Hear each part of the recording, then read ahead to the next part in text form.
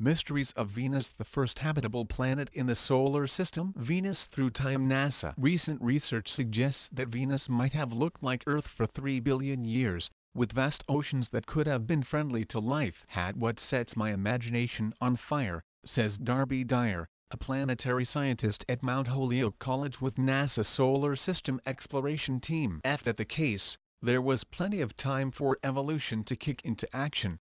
This led Dyer to suggest that Venus was the first habitable planet in the Solar System, place where life was just as likely to arise as it was on Earth.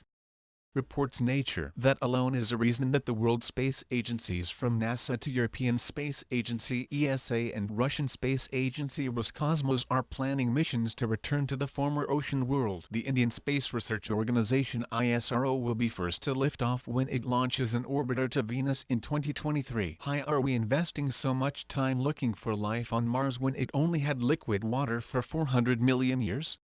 Dyer asks. ND then there Venus with 3 billion years of water and no one loves her.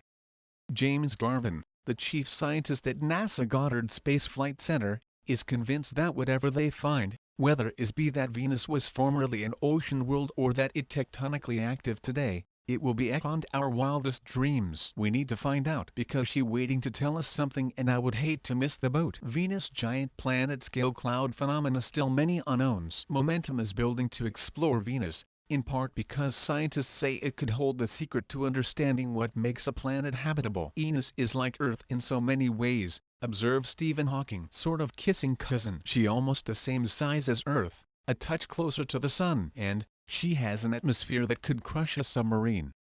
Venus today is a hellish abode where surface temperatures reach more than 400, and deadly clouds of sulfuric acid float through the sky. If researchers could decipher why conditions on Venus turn so deadly, writes Shannon Hall in Nature, it would help them to assess whether life might exist on some of the 1,000+ rocky worlds that astronomers are discovering throughout the galaxy.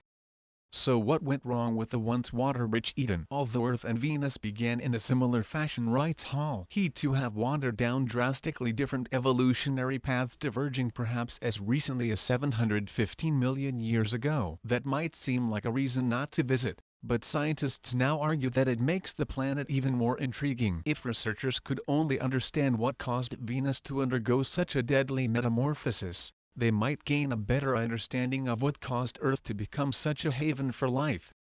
Venus plays a key role in understanding ourselves here, how life evolved on our own planet, says Adriana Ocampo, Science Program Manager at NASA headquarters in Washington, D.C. Here is growing realization within the exoplanet community that Venus is the best analog in the Solar System for many of the rocky exoplanets we have found, says Laura Schaefer, an astronomer at Stanford University in California who studies exoplanets. Venus code and KNOW and unknowns of climate change.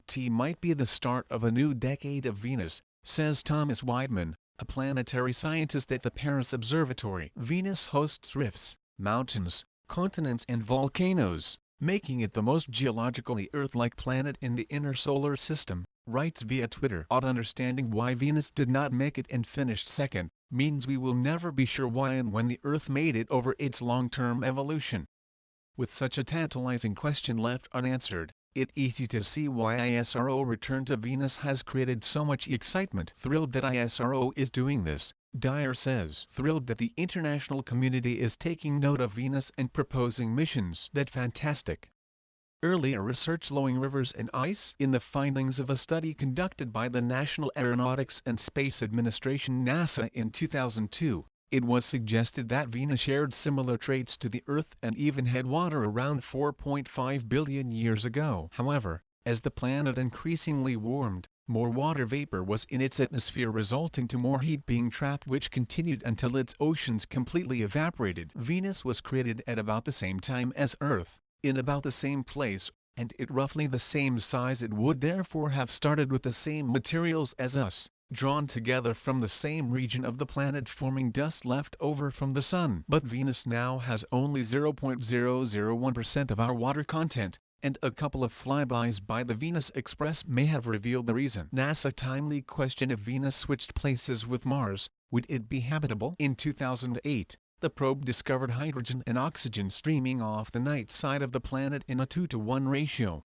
which you might recognize as the ratio in H20. It seems that what little water Venus has left is being blasted apart in the atmosphere by the solar wind, a vast stream of charged particles blown out by the Sun. Venus Express has passed by the day's height and measured almost 300 kilograms of hydrogen a day being lost into space. It HAS and found any oxygen, but the search continues. Venus today has a thick atmosphere that contains very little water, but we think the planet started out with an ocean worth of water, said John T. Clark of Boston University. Scientists are still trying to determine whether water existed on the surface of Venus or only high up the atmosphere, where temperatures were cooler. If the surface temperature stayed below the boiling point of water long enough, rivers might have once flowed on the planet. Venus may have even had ice. The Daily Galaxy Viaduct Nature.com, NASA and Goddard Space Flight Center.